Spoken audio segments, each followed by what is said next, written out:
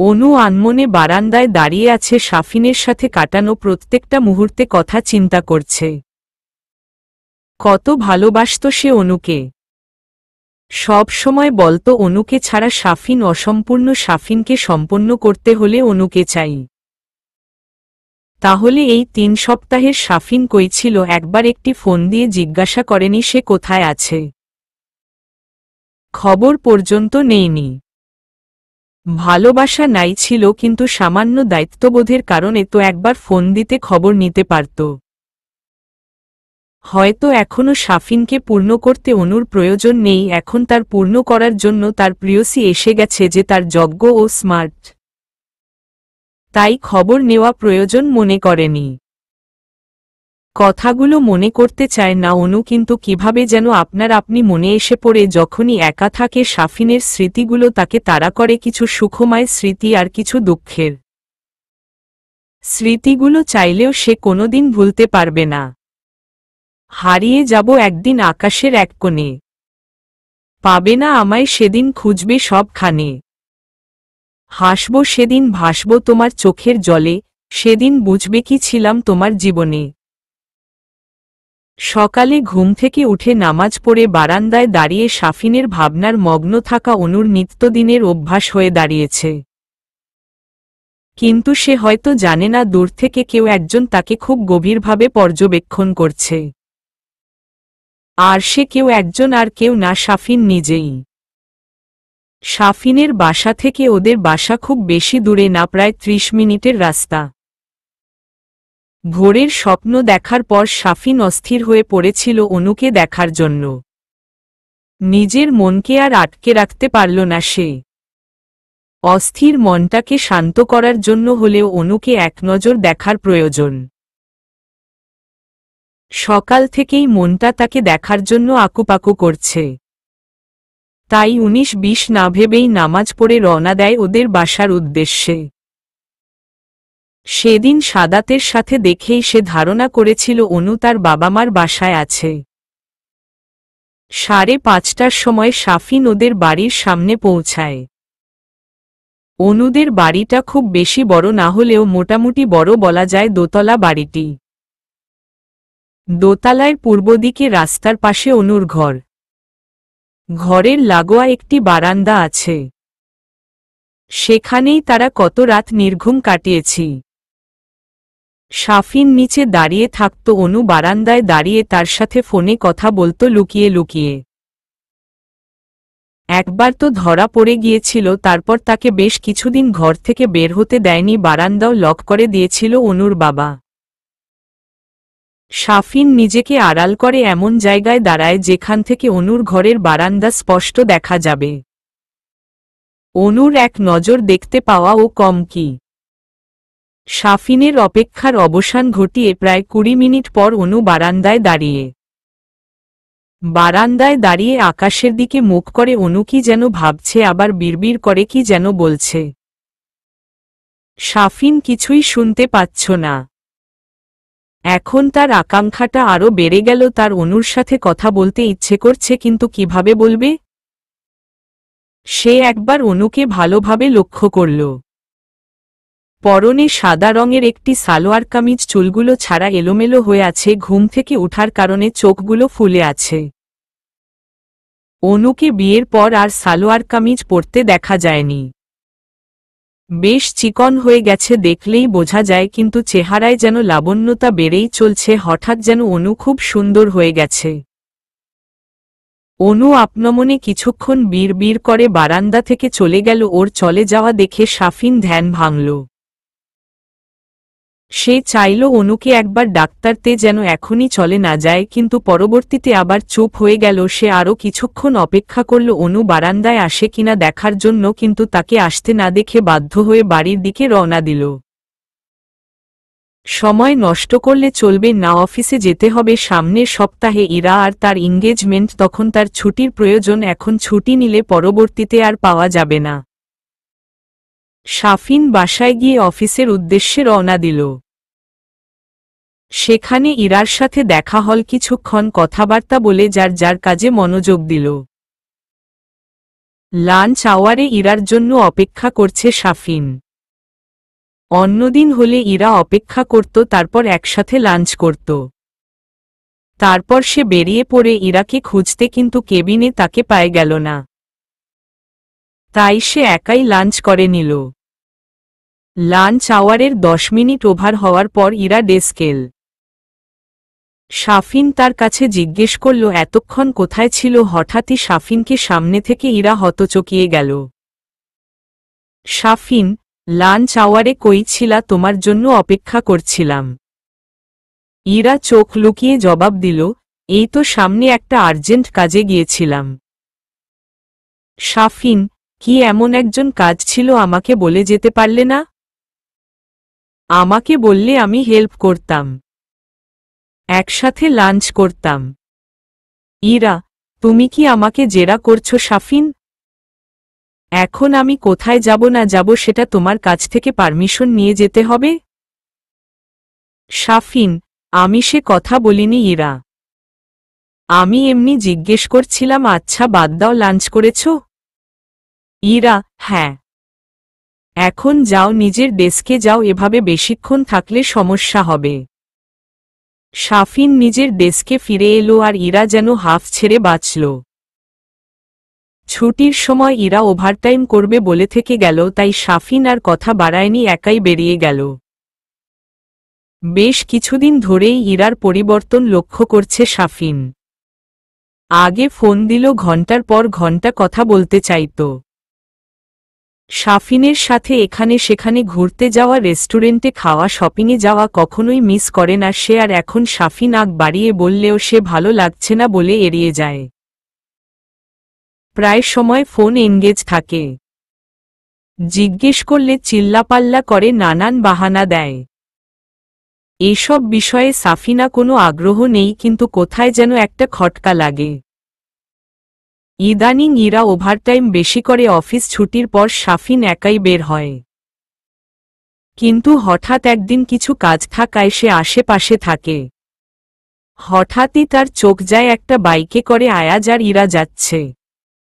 সে প্রায় সাথে সাথেই ইরাকে ফোন দেয়। সাফিন, হ্যালো, এটা কই তুমি? ইরা, কই তুমি মানে? আজব প্রশ্ন। আধ ঘন্টা আগেই তো বললাম তোমাকে আজকে ওভারটাইম করব, তাই অফিসেই আছি। সাফিন, ও সরি, ভুলে গিয়েছিলাম। আচ্ছা রাখি, পরে কথা বলবো। সাফিন স্পষ্ট দেখেছে আওয়াজের সাথে এটা ইরাই ছিল, তাহলে সে কেন মিথ্যা বলছে? একবার কি অফিসে গিয়ে খোঁজ নেবে? তারপর সে আবার অফিসের দিকে রওনা দেয়। ভিতরে যেতে চাইলে দারোয়ান তাকে বাধা দেয়। দারোয়ান, জি, কাকে চাই? অফিসে ঢুকতে পারবেন না, অফিস টাইম শেষ। সাফিন, আমি এখানে কাজ করি।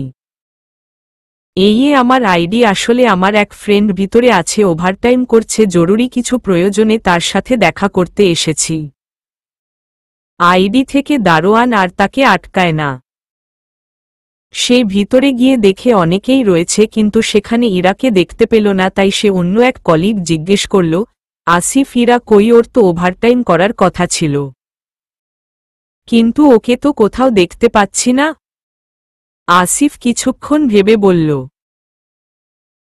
আসিফ, ইরা না, ইরাকে তো বসো ওভারটাইম দেয়নি। তো সে এখানে কেন থাকবে? সাফিন, কি বলিস? আজ 5 দিন যাবৎ ইরা ওভারটাইম করছে, আর তুই বলছিস ইরাকে ওভারটাইম দেয়নি। তুই বোধ হয় খেয়াল করিসনি।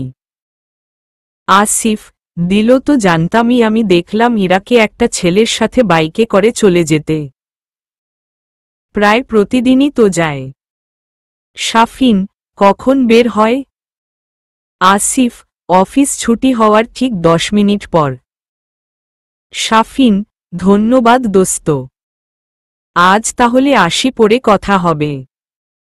সাফিন ভাবনায় পড়ে যায়, ইরা তাকে এতদিন মিথ্যা কথা বলে আসছে। সে আয়াজের সাথে প্রতিদিন অফিসারের পরে বেরিয়ে যায় আর তাকে মিথ্যে বলে। কেন? সে কি কখনোই তার স্বাধীনতায় হস্তক্ষেপ করেছে?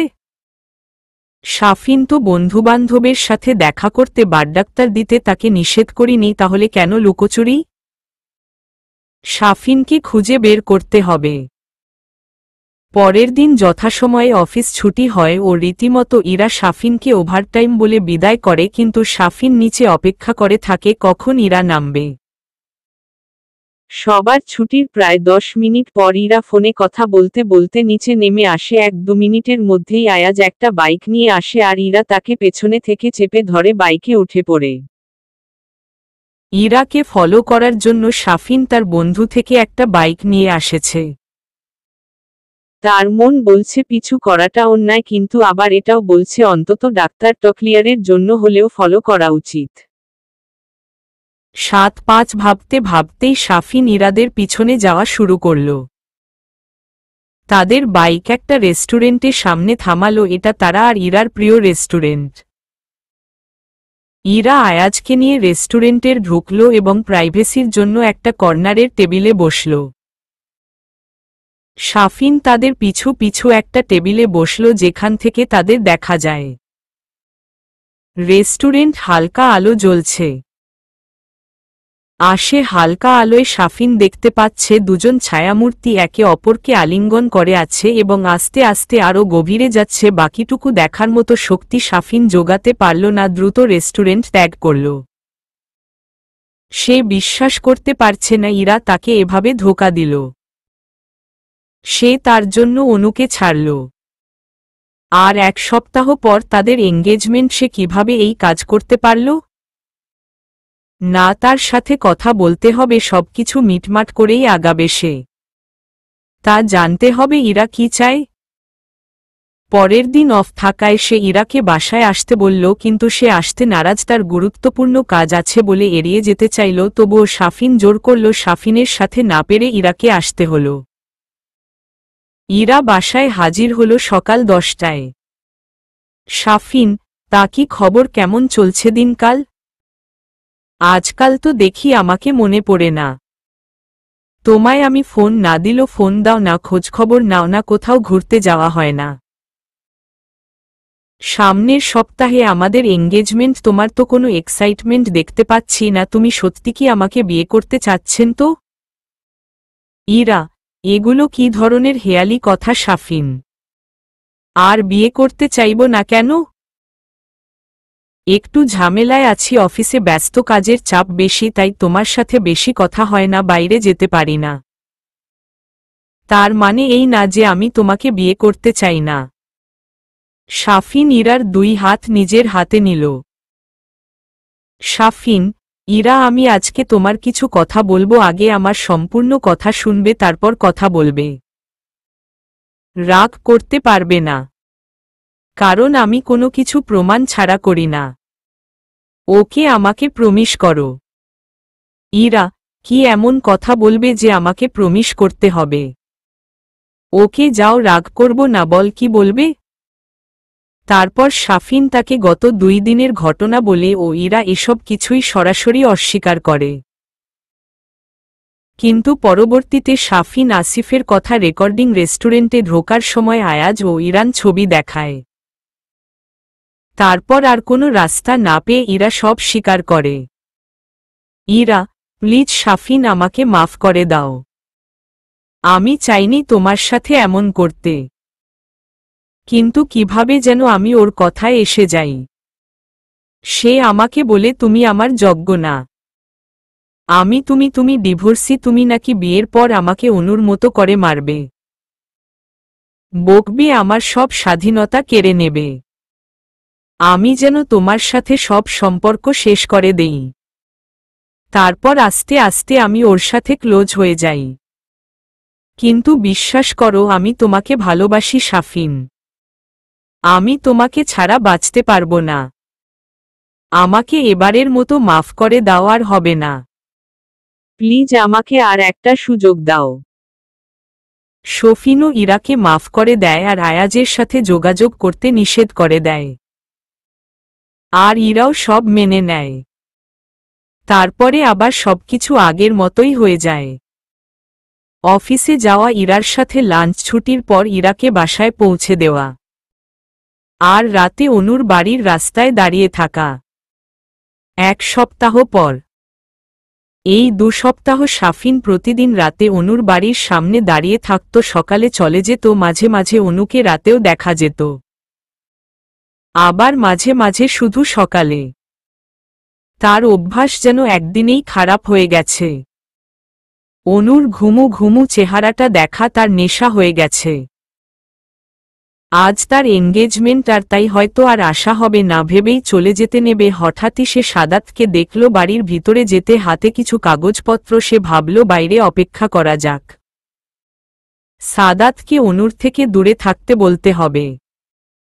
তাই সে অপেক্ষা করতে লাগল। 1 ঘন্টা পর সাদাত বের হল। যেই সেদিকে এগোবে পেছনে অনুকেও বেরোতে দেখল। তারা কোনো বিষয়ে জানি কথা বলছে বললে ভুল হবে। সাদাত বলছে আর অনু মনোযোগ সহকারে শুনছে। তারপর সাদাত একটা রিকশা নিল। শাফিন ও তাদের ফলো করতে শুরু করল। সাদাতের রিকশা গিয়ে থামল সিটি হসপিটালের সামনে। তারা নেমে পড়ল। তারপর অনু গাইনি বিভাগের ডাক্তার তারের কেবিনের সামনে বসে পড়ল। শাফিন চুপি চুপি কিছুটা দূরত্ব বজায় রেখে সেখানে দাঁড়ালো দেখার জন্য অনু হসপিটালে কেন এসেছে। কিছুক্ষণ পর অনুর ডাক্তার পড়ল। সে সাদাতকে নিয়ে ভিতরে গেল এবং 10 মিনিট পর বেরিয়ে পড়ল আর ফার্মেসি থেকে কিছু ওষুধপত্র কিনে আবার বাড়ির দিকে রওনা দিল। শাফিন প্রথমে ফার্মেসিতে গেল জিজ্ঞেস করতে অনু কিসের ওষুধ নিয়েছে। সেখান থেকে জানা গেল কিছু ভিটামিন ও আয়রন ট্যাবলেট নিয়েছে। সে সঠিক তথ্য নেওয়ার জন্য কেবিনে গেল এবং পিয়নকে কিছু টাকা দিয়ে ঢুকল। তারপর ডক্টরকে জিজ্ঞেস করল, শাফিন, আসসালামু আলাইকুম ম্যাম, আমি শাফিন আহমেদ। কিছুক্ষণ আগে যে পেশেন্ট কেবিনে আসলো তার হাজবেন্ড। আসলে আমার ওয়াইফ 2 মাস যাবত আপনার কাছে আসে, কিন্তু আমাকে বলছে না, তার কারণ কি? আপনি কি কাইন্ডলি একটু বলবেন অনুর কি কোনো সমস্যা হয়েছে? শাফিন কৌশলে জিজ্ঞেস করল যেন ডক্টর সব তথ্য দিয়ে দেয়। শফিনা কথা শুনে ডক্টর জবাব দিল, ডক্টর, আপনি কোনো পেশেন্টের কথা বলছেন? শাফিন অনুর পুরো নাম বলল। ও অনু কথা বলছেন আপনি? কেন আপনি জানেন না অনু আপনাকে বলেনি যে ও প্রেগনেন্ট? আপনার ওয়াইফ 3 মান্থস প্রেগন্যান্ট আর আপনি জানেন না? কেমন হাজবেন্ড বউয়ের খোঁজ খবর রাখেন না? অনু শরীরে প্রচুর ভিটামিনের অভাব আর রক্তশূন্যতাও আছে, আর প্রচুর দুশ্চিন্তা করে। মেয়েটাকে দেখে রাখবেন ডেলিভারির সময়, নয়তো সমস্যা হবে। মা ও বেবি দুজনেরই লাইফে রিস্ক। অনু প্রেগন্যান্ট কথাটা শুনে শাফিন আকাশ থেকে পড়ল। তার চোখ থেকে 2 ফোঁটা জল, অবাধ্য জল গড়িয়ে পড়ল। সে বাবা হতে যাচ্ছে আর অনু একবার তাকে বলার প্রয়োজন মনে করেনি। এত বড় কথাটা সে কিভাবে লুকাল? তার কি অধিকার নেই তার বাচ্চার কথা জানার? এতদিনে সে তার স্বপ্নের ব্যাখ্যা বুঝতে পেরেছে। তাহলে কি স্বপ্নের মতো সত্যি সত্যি অনু তার সন্তানকে নিয়ে অনেক দূরে চলে যাবে? শাফিন চাইলেও তাদের ধরে রাখতে পারবে না। ডাক্তার তারের কেবিল থেকে বের হয়ে কোনোরকম একটা সিএনজি নিয়ে বাসায় যায় শাফিন। তারপর খুশিতে চিৎকার করে কতক্ষণ। শাফিন বাবা হতে যাচ্ছে। আচ্ছা, বাবা হওয়ার অনুভূতিগুলো কি সত্যিই এমন অসাধারণ হয় যেন পৃথিবীটাই হাতের মুঠোয় পেয়ে গেছি? বেঁচে থাকার জন্য এর থেকে বড় সুখ আর কিছু চাই না, কিন্তু কিছু একটা ভেবে মুখের হাসি নিমিষেই শেষ হয়ে যায় তার। অনু কি ফিরবে তার কাছে, নাকি তার বাচ্চাকে তার কাছ থেকে ছিনিয়ে নেবে? তার প্রথম সন্তান, প্রথম বাবা হওয়ার অনুভূতি সব কি কেড়ে নেবে অনু? পরক্ষণেই ভাবল না কিভাবে কেড়ে নেবে। বাচ্চাটা কি তার একার, নাকি তারও তো অধিকার আছে বাচ্চার উপর? শাফিনের জন্য না হলেও বাচ্চাটার জন্য হলেও অনু তার কাছে থাকতে বাধ্য। সে বাধ্য করবে অনুকে তার সাথে থাকতে। সে এই অনুভূতিটাকে হাতছাড়া করতে চায় না। আর অনু যদি থাকতে না চায় তাহলে বাচ্চাটা শাফিনকে দিয়ে দিতে হবে। এরপর শাফিন সিদ্ধান্ত নেয় সে অনুকে ডিভোর্স দিবে না আর ইরাকেও বোঝাবে যে বাচ্চাটা শাফিনের জন্য কতটুকু গুরুত্বপূর্ণ আর বাচ্চার জন্য হলেও অনুকে প্রয়োজন। আর ইরা যদি না অনুকে রাখতে না চায় তবে অন্য ব্যবস্থা আছে, সে কোর্টে বাচ্চার কাস্টাডির জন্য আবেদন করবে, তারপর সে আর ইরা মিলে বাচ্চাটা বড় করবে। আগে ভালোয় ভালোয় আজকের এনগেজমেন্টটা হয়ে যাক, তারপর সব দেখা যাবে ভেবেই একটা স্বস্তির নিঃশ্বাস ছাড়ল শাফিন। তার অনেক কাজ করতে হবে, এনগেজমেন্ট সকল দায়িত্ব শাফিনের একার, কোনো আত্মীয় স্বজন বা কাছে বন্ধুবান্ধব শাফিনকে সাপোর্ট করেনি, তারা আসতে নারাজ। কিছু কলিগ ও কয়েকটা বন্ধুবান্ধব নিয়ে সে অনুষ্ঠানটা করছে, তাই সব দায়িত্ব শাফিনের একার। সে বেরিয়ে পড়ল হলরুমের উদ্দেশ্যে, সবকিছু ঠিকঠাক আছে কিনা দেখে তারপর সে রেডি হয়ে আবার আসবে আর এনগেজমেন্টের পরপরই ইরার সাথে কথা বলবে। সন্ধে 7টা। সকল গেস্টরা এসে পড়েছে, ইরার বাবা মাও এসেছে, তারা শাফিনের সাথে কথা বলছে। সকল আত্মীয় স্বজনের সাথে পরিচয় করিয়ে দিচ্ছে। সবাই যার যার মতো পার্টি এনজয় করছে, কিন্তু এর মধ্যে একবারও ইরার দেখা মিলল না। বেশ কয়েকবার শাফিন ফোন দিয়েছে কিন্তু ফোন রিসিভ করছে না, সে ভাবছে হয়তো ব্যস্ত তাই ফোন ধরছ না। রাত 9টার দিকে সবাই এনগেজমেন্টের জন্য তাড়া দিতে থাকলো, কিন্তু ইরার কোনো খোঁজ খবর নেই। তার বাবা মাও তাকে ফোন দিচ্ছে কিন্তু ফোন বন্ধ। তারপর হঠাৎই একটা মেয়ে এসে শাফিনের হাতে একটা কাগজ দিল, সে আস্তে আস্তে কাগজটি খুলল। এটা একটা চিঠি যা ইরা লিখেছে। চিঠিটা সম্পূর্ণ পড়ে শাফিনের চেহারার রং বদলে গেল। চিঠিটা ইরার মায়ের হাতে দিয়ে তারপর সে কাউকে কিছু না বলে হলো রুম থেকে বেরিয়ে গেল। তারপর তার মা চিঠিটা খুলল, চিঠি লেখা ছিল, প্রিয় শাফিন, শুরুতেই প্রিয় লিখলাম, কিন্তু তুমি আমার প্রিয় কিনা জানি না, কিন্তু আজকাল তোমাকে আমার বিরক্ত লাগে। কথায় কথায় আবেগী হয়ে পড়া, শাসন করা, এখানে যেও না, তার সাথে কথা বলো না, এইসব শুনতে শুনতে আমি পাগল হয়ে যাচ্ছিলাম। আমি তোমাকে খুব স্মার্ট একজন ছেলে ভাবতাম, কিন্তু তোমার জন্য ওই অনুই ঠিক আছে, আমি নই। আমি কার সাথে চ্যাটিং করি, চলাফেরা করি, কথা বললি, সবকিছুতেই তোমার হস্তক্ষেপ। ভাগ্য ভালো, সময় মতো আয়াজ আমাকে সব বুঝিয়ে দিয়েছে। যে ছেলে বউ রেখে অন্য মেয়ের সাথে সম্পর্ক করে, এমনকি বিশ্বাস আছে যে তুমি আমাকে ছেড়ে আরো সুন্দর কেউ দেখলে তার কাছে চলে যাবে না? তোমাকে আমি বিশ্বাস করি না আর ভালোবাসি না, তাই এঙ্গেজমেন্ট আর বিয়েটা করা আমার পক্ষে সম্ভব না। যেখানে বিশ্বাস নেই সেখানে বিয়ে তো অসম্ভব। আমি আয়াজকে ভালোবাসি আর ওকেই বিয়ে করব, ও তোমার মতো অত মেন্টালি সিক না, আমাকে বোঝে। তোমাকে আজকের এই দিনে এতগুলো মানুষের সামনে অপমান করতে চাইনি, কিন্তু আমার কোনো উপায় ছিল না, শেষ মুহূর্তে আর পারলাম না নিজের সাথে যুদ্ধ করতে। তাই ভালোবাসার মানুষটি হাত ধরে চলে যাচ্ছি। আমি আজকে বুঝতে পারছি আমি তোমার পার্সোনালিটিকে ভালোবেসেছিলাম, তোমাকে না। পারলে মাফ করে দিও আর অনুকে নিয়ে সুখে থাকো। আমি জানি তুমি এখনো অনুকে ভালোবাসো আর সেও তোমাকে ভালোবাসে, তাই তার কাছে মাফ চেয়ে আবার সবকিছু ঠিক করে নিও, ভালো থেকো। ইতি, ইরা। সম্পূর্ণ চিঠিটা পড়ে তার বাবা মা স্তব্ধ হয়ে গেল। তার মেয়ে একটা বিবাহিত পুরুষকে বিয়ে করতে যাচ্ছিল, এই ছেলের আগেও একটা স্ত্রী আছে জেনেও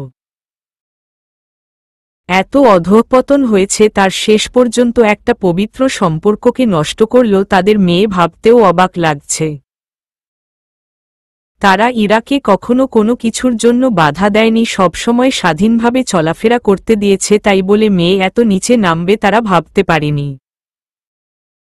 আজ এতগুলো মানুষের সামনে শুধু শাফিনকে না, তার বাবা মাকেও অপমান করল সে। বাসায় পৌঁছে শাফিন কোনোরকম দরজা লাগিয়ে চিৎকার করে কান্না করতে শুরু করল। কার জন্য সে কান্না করছে জানে না, শুধু এতটুকুই জানে যার জন্য সে অনুকে ঠকালো, অনুর গায়ে হাত তুলল, এমনকি তাকে ডিভোর্স দিতে যাচ্ছিল, তার বাবা হওয়ার সংবাদ থেকে বঞ্চিত হলো, আর সেই তাকে একা ফেলে চলে গেল তাকে বিশ্বাস করে না বলে। কি দোষ করেছিল সে? সে তো ইরার সব কথাই মেনে নিয়েছে, যখন যা বলেছে তাই করেছে, কখনো তো স্বাধীনতায় হস্তক্ষেপ করেনি, কোনো কিছুর জন্য জবাবদিহিতা করেনি। এমনকি এত বড় একটা ঘটনার পরেও ইরাকে মাফ করে দিয়েছিল। তাহলে কেন এমন করল? কি সুন্দর করে বলে দিল শাফিনকে ভালোবাসে না, বিশ্বাস করে না, অন্য কাউকে ভালোবাসি। তাহলে কি তার অনুকে দেওয়া আঘাত প্রকৃতি তাকে ফিরিয়ে দিল? সেও তো অনুকে একই কথা বলেছিল, আরও জঘন্যভাবে। অনু কি এমন কষ্ট পেয়েছিল নাকি আরও বেশি? তার ইরার জন্য কষ্ট লাগছে না, কষ্ট লাগছে নিজের জন্য, অনুর জন্য। সে অনুর কাছে কোনো মুখে যাবে তাকে ফিরিয়ে আনতে? কিভাবে ক্ষমা চাইবে? আদৌ কি অনু ফিরবে তার কাছে? শাফিনের নিজেকে অসহায় লাগছে, খুব একা একা মনে হচ্ছে। ঘরে থাকলে যেন তার দম বন্ধ হয়ে যাবে। এই ঘরে অনুর সাথে তার কত স্মৃতি রয়েছে, ভাবতেই দম বন্ধ হয়ে যাচ্ছে তার।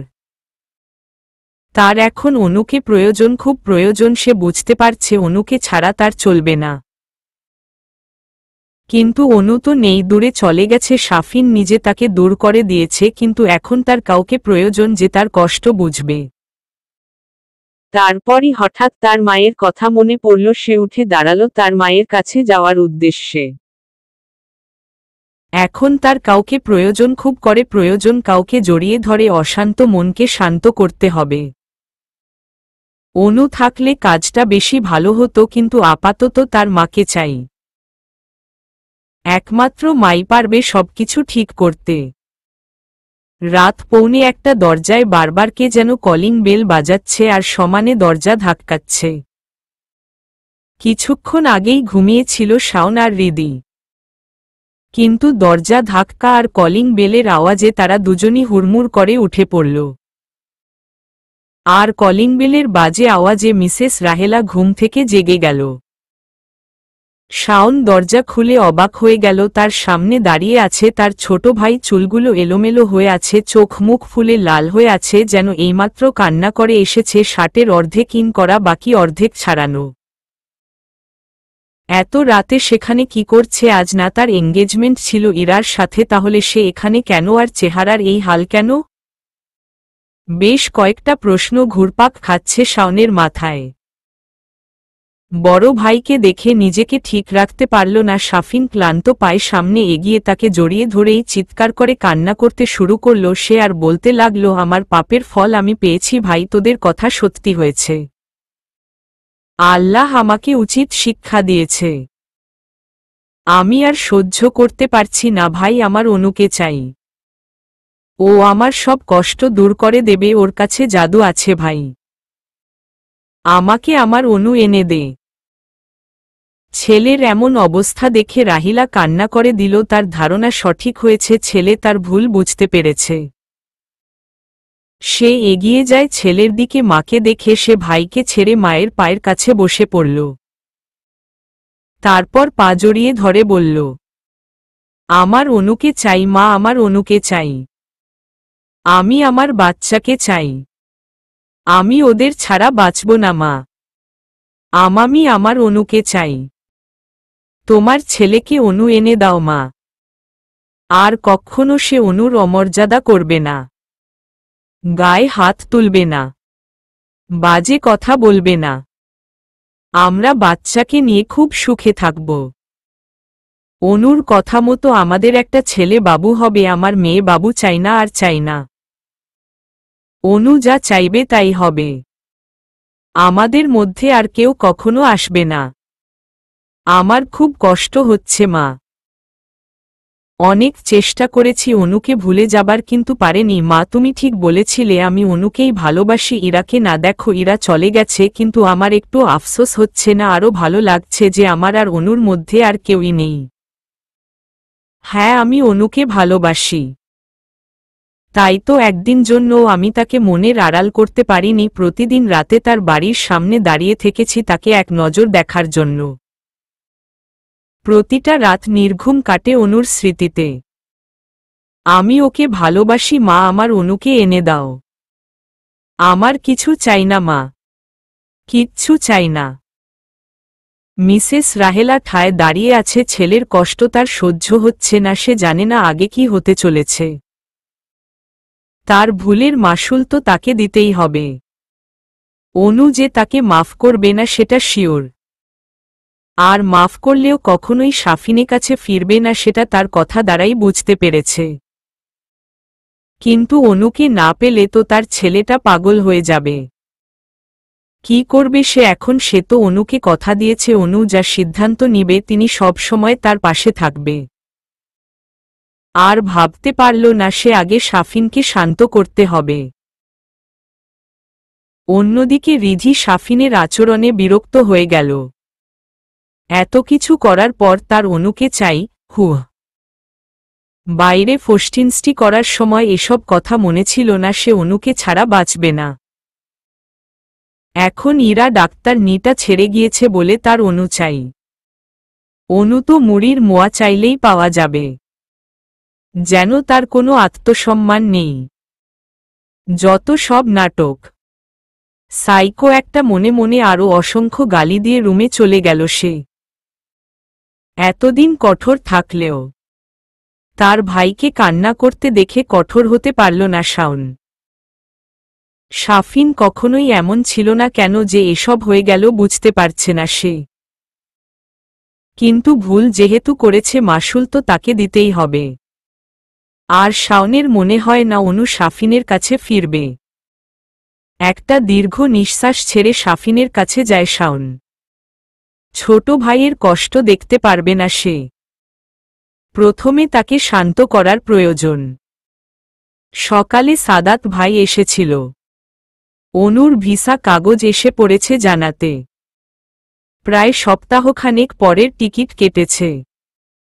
প্রয়োজনীয় জিনিসপত্র আর শপিং করতেই এক সপ্তাহ লেগে যাবে। তাই তাকে এই মাসে চেক আপ করতে নিয়ে যায় সাদাত। প্রায় ঘণ্টাখানিক পর তারা বাসায় ফিরে আসে। আর অনুর ভিসা আসার খুশিতে বাসায় একটা ছোটখাটো পার্টি দেয় অনুর মা মিসেস রাবেয়ার সাথে সাদও আছে। সাদাত অনুর সাথে তার পড়াশোনার ব্যাপারে ডিসকাস করছে। অনু তা মনোযোগ সহকারে শুনছে। একগাদা উপদেশ দিচ্ছে, ঠিকমতো খাবি, ঠিকমতো ঘুমাবি, প্রপার রেস্ট নিবি, প্রতিদিন ফোন করবি, সবার সাথে কথা বলবি, টাইম মতো ওষুধ খাবি, বেশি রাত জেগে থাকবি না, কান্না করতে পারবি না, আরও গাদা গাদা উপদেশ। অনু সেগুলো খুব মনোযোগ সহকারে শুনছে, মাথা দোলাচ্ছে আর তার করা শাসন দেখে মিটমিট হাসছে। সাদাতের সাথে প্রয়োজনীয় কথা শেষ করার পর সে সাদের কাছে গেল। অনুকে দেখেই একগাদা প্রশ্ন ছুড়ে দিল সাদ। বাপ বেটা দুটোই একটা প্রশ্ন করতে করতে মারে, আরেকজন উপদেশ দিতে দিতে মারে। অনু পড়েছে বিশাল ঝামেলায়। সাদ, পি মনি, আমাদের প্রিন্সেস কবে দুনিয়াতে আসবে? আমি তার সাথে খেলা করব। অনু, তোমাকে কে বলেছে আমাদের প্রিন্সেস হবে? প্রিন্সও তো হতে পারে নাকি? সাদ, বাবাই তো বলল আমাদের একটা প্রিন্সেস হবে, তারপর আমি বড় হলে প্রিন্সেসকে বিয়ে করব আর এখন সারাদিন প্রিন্সেসের সাথে খেলব। ও শুধু আমার প্রিন্সেস হবে আর কারো না।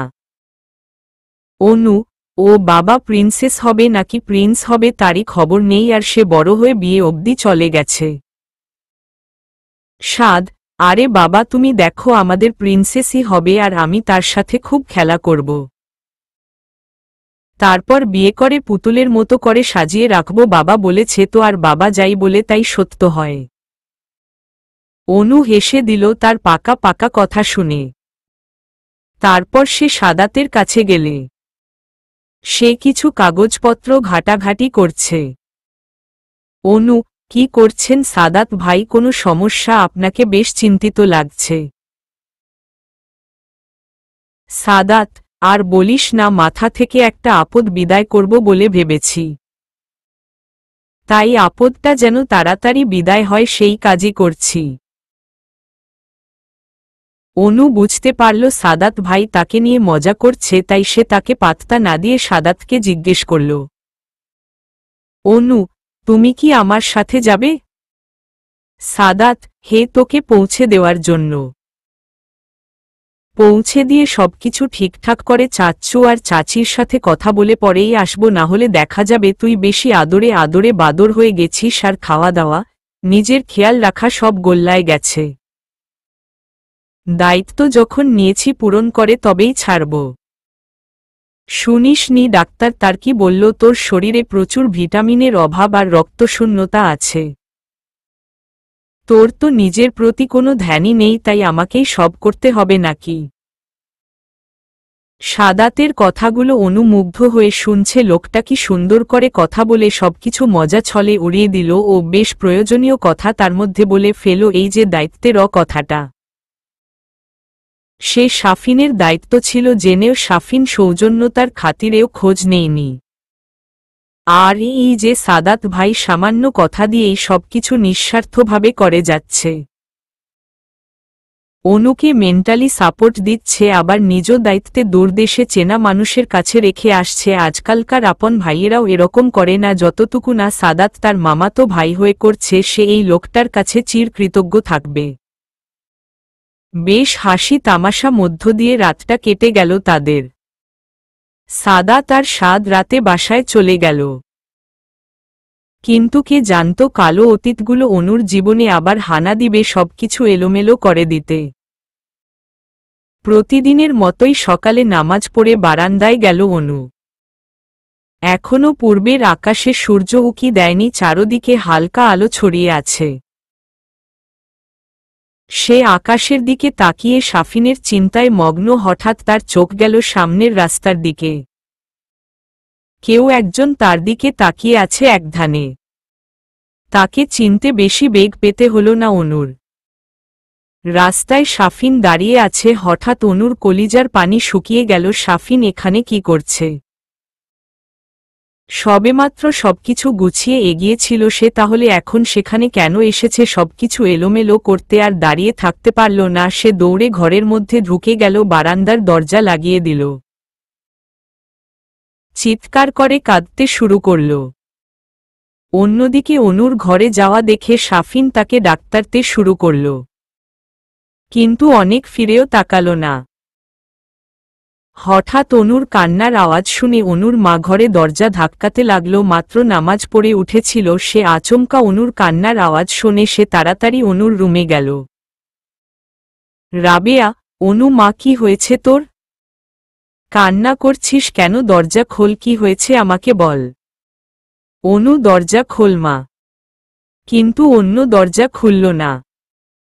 এবার রাবেয়া খাতুন গেল, ঘাবড়ে গেল। সে তাড়াতাড়ি গিয়ে ঘর থেকে অনুর রুমের চাবিটা নিয়ে এলো। অনুর বাবা নামাজে গেছেন, তাই যা করার তাকে করতে হবে। দরজার লকটা খুলে কোনোরকম অনুর কাছে গেল। অনুর কাঁধে হাত রাখতে অনু ঘুরে মাকে জড়িয়ে ধরল। অনুর মাও কান্না করে দিল। রাবেয়া, কি হয়েছে মা? কান্না করছিস কেন? বাজে স্বপ্ন দেখেছি? এমন করে কান্না করলে তো বাচ্চা সমস্যা হবে। আর কান্না করে না, আমাকে বল কি দুঃস্বপ্ন দেখেছিস? অনুর সারা শরীর কাঁপছে, সে শুধু মুখ দিয়ে উচ্চারণ করল শাসাফফিন। সে ফিরে এসেছে আমাকে ডাক্তার ছে ও বারান্দায়। মা, ও কেন এসেছ মা? ভালোই তো ছিলাম আমি মা, ওকে আমার চোখের সামনে থেকে চলে যেতে বল। হঠাৎ নিচ থেকে অনুর বাবার আওয়াজ শোনা গেল, সে কাউকে ধমকাচ্ছে। সে অনুকে নিয়ে উঠে দাঁড়ালো, তারপর বাইরে বেরোলো দেখার জন্য কি জন্য সাত সকালবেলা অনুর বাবা চেঁচাচ্ছেন। কিন্তু নিচে নেমে যা দেখল তার জন্য তারা মোটেও প্রস্তুত ছিল না। শাফিন, হ্যাঁ শাফিন বাবার পায়ে ধরে আকুতি মিনতি করছে। শাফিন, প্লিজ বাবা, শুধু একবার আমি অনুর সাথে কথা বলবো। ওর সাথে একবার দেখা করব বাবা। নইলে আমি মরে যাব বাবা। আমি আপনার কাছে ভিক্ষা চাইছি, অনুকে আমার কাছে ফিরিয়ে দিন। আলম, অনুর বাবা, কোনো সাহসে তুমি আমার বাড়ি এসে আমার মেয়েকে হসনাস্তা করছো? আর কি মনে করো তুমি নিজেকে? এত কিছুর পরেও আমি তোমাকে অনুর সাথে দেখা করতে দিব? সবেমাত্র সবকিছু থেকে বের করতে পেরেছি মেয়েটাকে। তুমি এসেছো সাথে কথা বলতে, ওর সাথে দেখা করতে কোনো অধিকারে? এক্ষুনি চোখের সামনে থেকে চলে যাও, আর কখনো যেন তোমাকে বাড়ি আশেপাশে না দেখি। শাফিন, প্লিজ বাবা, এমন করবেন না। আমাকে একটা সুযোগ দিন। আমি আর অভিযোগের সুযোগ দেব না। আমাকে অনু ফিরিয়ে দিন, আমার বাচ্চাকে আমার কাছে ফিরিয়ে দিন। বাবার কাছ থেকে তার সন্তানকে কেড়ে নেবেন না। আলম, কিসের বাবা? তোমার বাবা হওয়ার কোনো যোগ্যতাই নেই। তোমার মতো চরিত্রহীন লোকের কাছে আমি আমার মেয়েকে দেব না, আর না দেব তার অনাগত বাচ্চাকে। তোমাকে ভালো মানুষ ভেবেছিলাম, তাই মেয়েকে তোমার কাছে রেখেছিলাম। কিন্তু তুমি কি করলে? পরকীয়া করে আমার মেয়েকে মেরে ঘর থেকে বের করে দিল। তুমি আর এমন করবে না, তার কি ভরসা আছে? তোমাকে আমি বিশ্বাস করি না। ভালোই ভালোই এখান থেকে চলে যাও, নইলে আমি হাত তুলতে বাধ্য হব। তোমার গায়ে হাত তুলতে আমার ঘৃণা হচ্ছে। শাফিন, আমি সবকিছু জন্য মাফ চাচ্ছি বাবা। আপনার যত ইচ্ছা আমাকে মারুন, আমার কোনো সমস্যা নেই, কিন্তু আমাকে একটা সুযোগ দিন। আমি অনুর অমর্যাদা করব না, আমি আমার পরিবার ফেরত চাই বাবা। এসবের মধ্যে অনুর মা রাবেয়া আর অনু একদম নীরব দর্শক। তার মেয়ের জীবনে কেন এমন হচ্ছে? শাফিন তাকে ছেড়ে দিয়েছিল, তাহলে কেন আবার ফিরে এসেছে?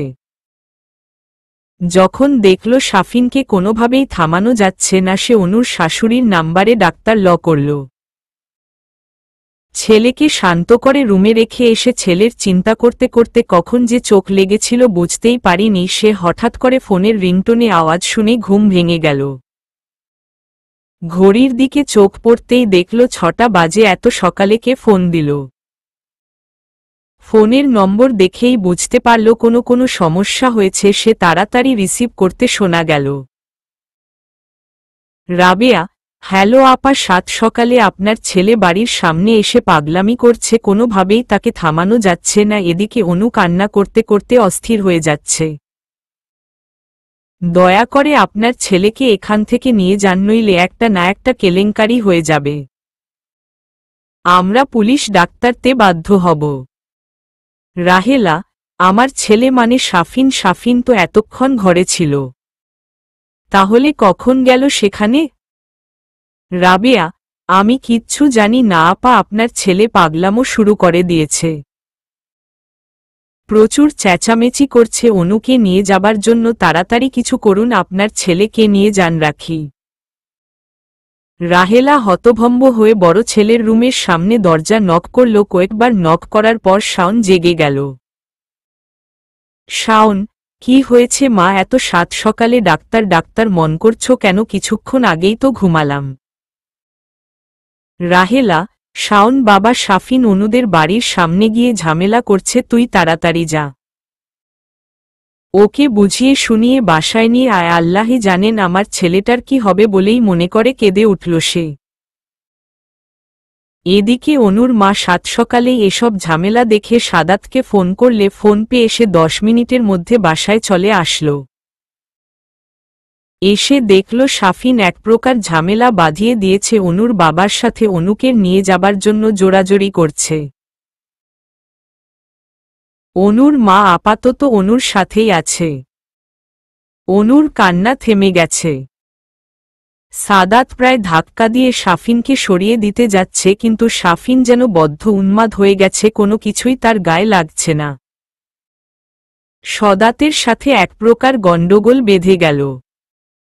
এই মধ্যে শাফিনের ভাই শাওন ও তার মা পৌঁছে গেল আমাদের বাসায়। চুপ, সবাই চুপ। হঠাৎ অনুর আওয়াজে শাফিন শান্ত হয়ে গেল। সে অনুকে দেখে একটা মিষ্টি হাসি দিয়ে এগিয়ে যেতে লাগল। সাদাত বাধা দেওয়ায় অনু ইশারায় নিষেধ করে দিল। শাফিন অনুর ঠিক সামনে গিয়ে ওর হাত ধরতে চাইলে অনু হাত সরিয়ে নিল। শাফিন কিছু মনে করল না, সে তার তৃষ্ণা মেটাচ্ছে। কতদিন পর সে অনুকে এত কাছ থেকে দেখতে পারছে, এটাই কম কিসে। এবার অনু কথা বলল। অনু, কি চাই, কেন এসেছ এখানে? অনু শাফিনকে তুমি বলে সম্বোধন করাতে কিছুটা অবাকই হল, কারণ এই 2 বছরে অনুকে হাজার বলেও তুমি করে বলতে পারিনি। তুমি করে বলতে বললেই সে একটা কথাই বলতো। অনু, তুমি কথাটা কেমন যেন পরপর লাগে। আপনি আমার কাছে ভালো লাগে। যেদিন আপনি আমার পর হয়ে যাবেন সেদিন থেকে আপনাকে আমি তুমি করে বলবো।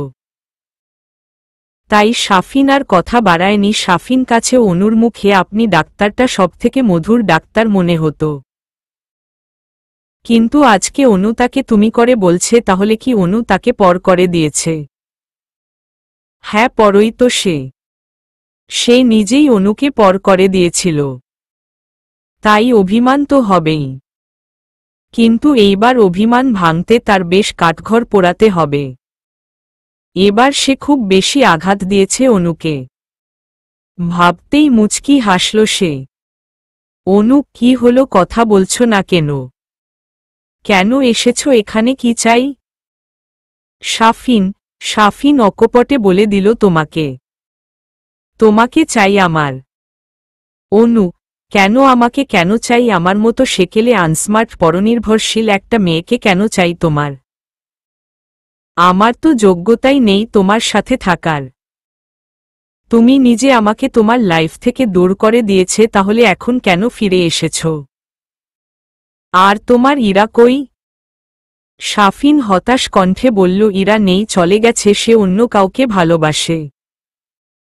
অনু, ও, ইরা চলে গেছে, তাই এখন আমার প্রয়োজন। আবার যখন আমার থেকে ভালো অন্য কাউকে পাবে তখন আবার এভাবে ছেড়ে দেবে? আর তুমি ভাবলে কি করে এত কিছুর পর আমি তোমার কাছে ফিরব? আমাকে কি তোমার মানুষ মনে হয় না? খেলার পুতুল ভাবো। আমাকে যখন চাইবে ছুঁড়ে ফেলবে, আবার যখন চাইবে কাছে টেনে নেবে। এতদিন অনুর ভালোবাসা দেখেছ, এবার ঘৃণা দেখবে। শাফিন, অনু শোন, আমি ইরাকে কোনোদিন ভালোবেসে নেই। আমি শুধু ওর মুহূর্তে আটকে ছিলাম। বিশ্বাস করো, আমি সব সময় তোমাকে ভালোবেসেছি। অনু, ব্যাস, অনেক হয়েছে। আর না, আপনার মুখ থেকে একটা কথাও শুনতে চাচ্ছি না। ভালোবাসা কথা বলছেন, ভালোবাসার কথা আপনার মুখে মানায় না। আপনি এক্ষুনি আমার বাড়ি থেকে বের হয়ে যাবেন। বলে আর এক মুহূর্ত দাঁড়ায় না। শেষে আরও কিছু ভয়ানক কথা বলতে চেয়েছিল, কিন্তু বড়রা সামনে আছে বলে কিছু বলতে পারল না। সোয়ানুর যাওয়া দেখে শাফিন তাকে ধরতে গেল। তার আগেই সাদা তাকে টেনে ধরল আর মাথার ইশারা করে না করল, কিন্তু শাফিন থামল না। সে চিৎকার করে বলতে লাগল, শাফিন, অনু, প্লিজ যেও না, আমাকে আরেকটা সুযোগ দাও। আমি সব আগের মতো ঠিক করে ফেলব। অনু, প্লিজ ফিরে চলো। তুমি যা চাইবে, যেভাবে চাইবে, সব তেমনই হবে। আমার জন্য না হয় অন্তত আমাদের বাচ্চার জন্য হলেও ফিরে চলো। তাকে কেন বাবার ভালোবাসা থেকে বঞ্চিত করছ? ওর কি দোষ? প্লিজ অনু। শাফিনকে কোনোভাবে আটকানো যাচ্ছিল না, তাই সাগর সামনে এগিয়ে আসল। আর মিসেস রাহেলা থেকে ছেলের পাগলামিগুলো দেখে যাচ্ছে। নাহের একটা বিহিত করতেই হবে। সেফ শাফিনকে শান্ত করার জন্য বলল। শাফিন, শান্ত হ বাবা, আমি কথা বলছি ওনার সাথে। আমরা বোঝাব অনুকে। মায়ের কথা শুনে আশ্বস্ত হল শাফিন। সে চুপ হয়ে গেল। এবার সে অনুর বাবা মায়ের দিকে ফিরল। আমার কিছু কথা আছে আপনাদের সাথে। দয়া করে আগে আমার সম্পূর্ণ কথাটা শুনবেন। আলম, আমার মনে হয় না এ ব্যাপার নিয়ে আমাদের আর কোনো কথা থাকতে পারে। দয়া করে আপনারা আপনাদের রাস্তা দেখুন। আর খেয়াল রাখবেন আপনার ছেলেকে যেন আর আমাদের বাড়ির আশেপাশে না দেখি। তাহলে আমাদের পুলিশ ডাক্তার ছাড়া আর কোনো রাস্তা থাকবে না। আপনারা আসতে পারেন বলে আলম সাহেব উপরে চলে গেল তার মেয়ের কাছে। তার মেয়ের এখন তাকে প্রয়োজন, খুব বড় একটা আঘাত পেয়েছে সে। তাকে শান্ত করতে হবে। সাহেলা আপা, আপনি অন্তত আমার কথাটা তো শুনুন। আমাকে একবার অনুর সাথে কথা বলতে দিন। তারপরও যে সিদ্ধান্ত নিবে আমরা মেনে নেব। আমি নিজের চোখের সামনে আমার সন্তানের এই অবস্থা সহ্য করতে পারছি না, আর অনু ও সাফিনকে ছাড়া ভালো নেই আমি জানি। তাছাড়া বাচ্চাটার কথা তো অন্তত ভাবুন, সে কেন কষ্ট পাবে। আর সমাজে সিঙ্গেল মাদারের অনেক সমস্যা ফেস করতে হয়। দোষ যতই ছেলেদের হোক না কেন মেয়েদেরকেই দোষারোপ করে আমি জানি। আমি চাই না অনুর উপরে কেউ আঙ্গুল তুলুক। আপনি দয়া করে একবার আমাকে অনুর সাথে কথা বলার অনুমতি দিন। ওর সাথে কথা বলি আমরা চলে যাব। অনুর মা ভাবল অনু যদি সাফিনের কাছে ফিরে যেতে চায় তাহলে আর সমস্যা কোথায়। তাছাড়া বাচ্চাটার কথা তো চিন্তা করতে হবে। বাবা ছাড়া বাচ্চা মানুষ করতে তার মেয়ের কষ্ট হয়ে যাবে, সমাজের লোক নানান কথা বলবে। অনু পেয়ে সবাই দোষারোপ করবে। তাই অনু কাছ থেকে জানা উচিত সে কি চায়। তাই সে রেহালাকে অনুর সাথে কথা বলার অনুমতি দিল। সে ঘরের সামনে গিয়ে দেখল বাবা মেয়ে বসে আছে, তাই দরজা নক করল।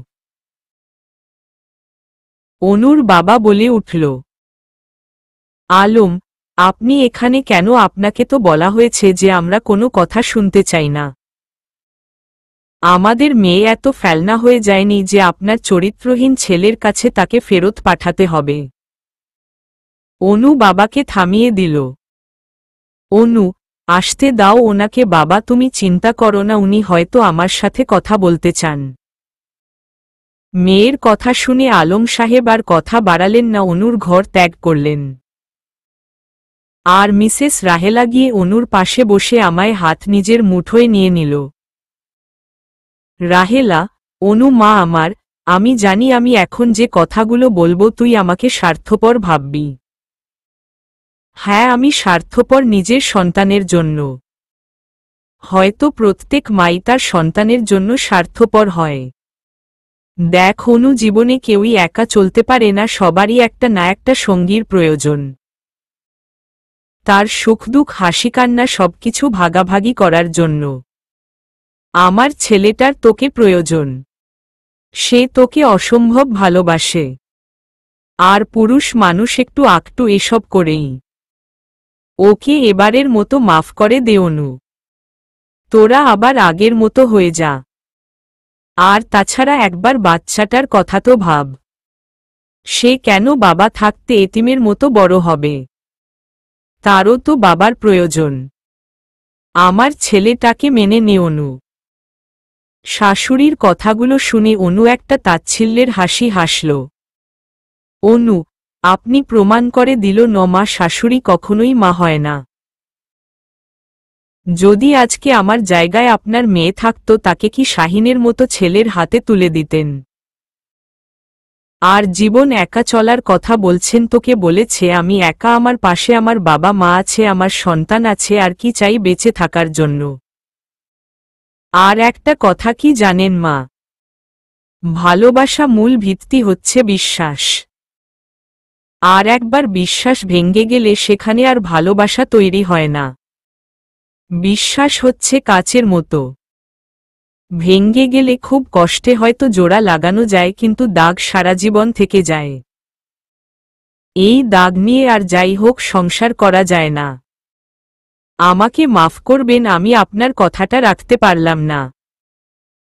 কথাটা বলেই অনু উঠে যাচ্ছিল, কিন্তু আগে শাহিনের মা অনুকে আটকে দিল। রাহেলা, অনু আজ এই মা তোর কাছে হাত পাতচ্ছে, আমার ছেলেকে ফিরিয়ে দিস না, ও মরে যাবে, তোকে ছাড়া বাঁচবে না। ওকে একটা সুযোগ দে, অন্তত বাচ্চাটার জন্য একটা সুযোগ দে। অনু হাত ছাড়িয়ে নিল, আমার পক্ষে সম্ভব না বলে আর দাঁড়ালো না। সে ওয়াশরুমে গিয়ে দরজা আটকে দিল। তার প্রচুর কান্না পাচ্ছে, কিন্তু তাকে তো ভেঙে পড়লে চলবে না, শক্ত হয়ে দাঁড়াতে হবে। তাকে তো সাফিনের অপমানের কড়া জবাব দিতে হবে। সবাইকে জানিয়ে দিতে হবে যে ভালো থাকার জন্য কোনো সঙ্গীর প্রয়োজন নেই। সে একবার বিশ্বাস করে ঠেকেছে আর না। এইবার তো সামলে নিয়েছে, পরের বার হয়তো মরেই যাবে। চলবে।